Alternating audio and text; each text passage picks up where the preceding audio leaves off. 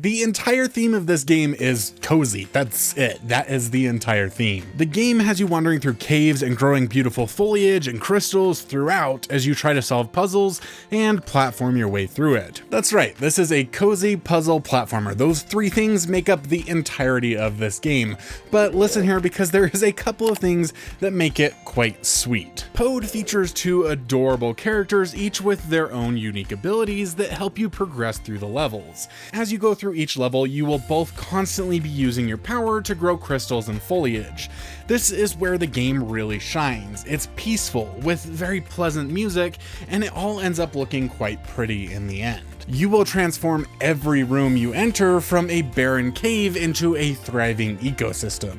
I don't know if I can call it an ecosystem if there's nothing living there other than plants, but I don't know. But this whole thing of growing everything in the room is one of Carly's favorite parts. Every single time I would have to wait for her to go around the entirety of the room and complete growing everything before we could move on to the next level, even after we had finished the puzzles. The little blue rock guy is responsible for growing rock crystals that can reveal paths and move bits of the level.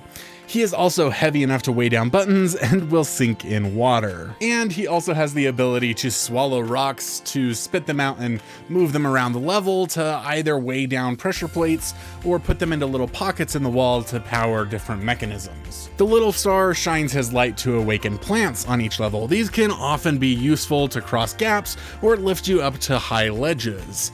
He's also light and can glide slowly across gaps that our poor rock friend would never be able to make it across. His weight taken into account also means that he can float across water, which will help in a couple of different levels as well. And the last little bit is that your light will also reveal drawings, cool art on the walls, as well as maybe some hints around the room. Of course, there are also ways that you can work together, starting with the very basic skill of being able to jump on top of one another to get to high ledges. You can also cause unique things to happen when the two of you combine your powers. And the rock can swallow the star to become some sort of flashlight or spit it out to bridge slightly longer gaps. As you get farther into the game, you will eventually unlock some new abilities for each character, such as the ability to swap places with each other, or the star's ability to leave a glowing shadow of itself behind and teleport back to it. These more complex abilities opened up new possibilities in the levels, and we would have loved to play with them a little bit more than we actually got the opportunity to.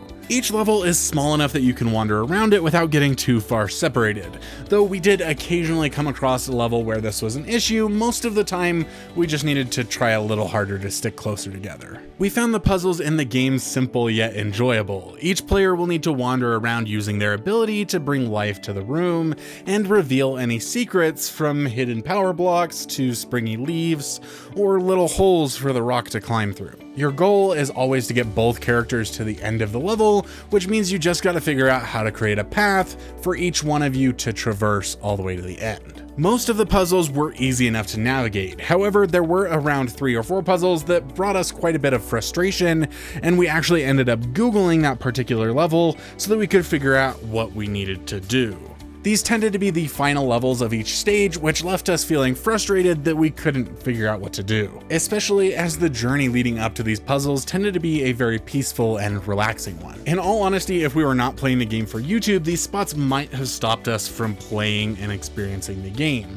So we highly recommend Googling something if you feel like you've been stuck on it for too long and it's starting to get to that point of frustration. The different worlds each leaned a little more heavily on specific characters. This probably stems from the fact that the game can be played solo as well as co-op, which tends to create some more uneven co-op gameplay in most games. One world would rely heavily on the rock's abilities, then the next would rely more heavily on the star, though perhaps the star was a little bit more important throughout the whole game. As far as puzzle platformers go, I definitely think there is some better options out there, but Pode is a decent enough choice, especially if you enjoy the really cozy feel. It is a short 3.5 hour journey that will definitely give you some chill vibes. And as long as you're willing to Google solutions to a couple of the end puzzles, you'll have a good time. One of the most impactful co-op games we have ever played can be found in this video right here. Click on it to find our review of Brothers: A Tale of Two Sons, the brand new remake. It is a fantastic watch, and I cannot wait to see you over there. We love you guys. Y'all are awesome.